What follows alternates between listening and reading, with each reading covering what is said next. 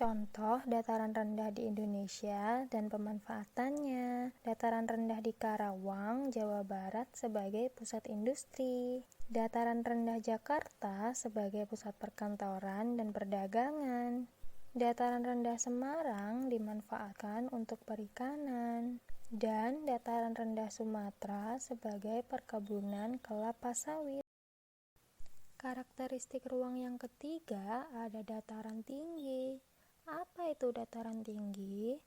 Dataran tinggi merupakan daratan yang tingginya lebih dari 700 meter di atas permukaan laut.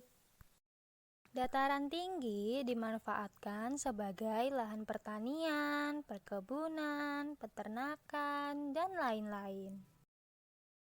Contoh dataran tinggi di Indonesia dan pemanfaatannya. Dataran tinggi Gayo Alas di Aceh sebagai lahan pertanian. Dataran tinggi Temanggung di Jawa Tengah sebagai lahan perkebunan tembakau. Dataran tinggi Tengger di Jawa Timur sebagai lahan peternakan. Dan dataran tinggi Ijen di Jawa Timur sebagai penghasil belerang. Karakteristik ruang yang keempat ada, ya betul, pantai. Apa itu pantai? Pantai adalah kawasan perbatasan antara daratan dengan lautan.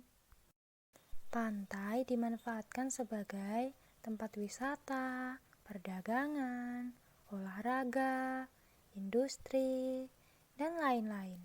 Contoh pantai di Indonesia dan pemanfaatannya. Pantai Pehpulo di Blitar sebagai tempat wisata. Pantai Lombok sebagai tempat perdagangan makanan dan minuman. Pantai sebagai tempat olahraga voli pantai. Pantai Cirebon sebagai industri garam. Karakteristik ruang yang kelima ada laut. Apa itu laut? Laut adalah kumpulan air asin dalam jumlah yang banyak dan luas yang menggenangi dan membagi daratan.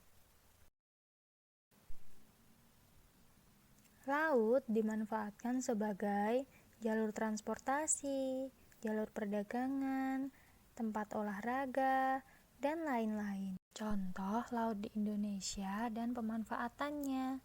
Selat Bali sebagai jalur transportasi, Selat Malaka sebagai jalur perdagangan internasional, Laut Ancol di Jakarta sebagai tempat olahraga jet ski, dan Laut Nusa Penida, Bali sebagai tempat budidaya rumput laut.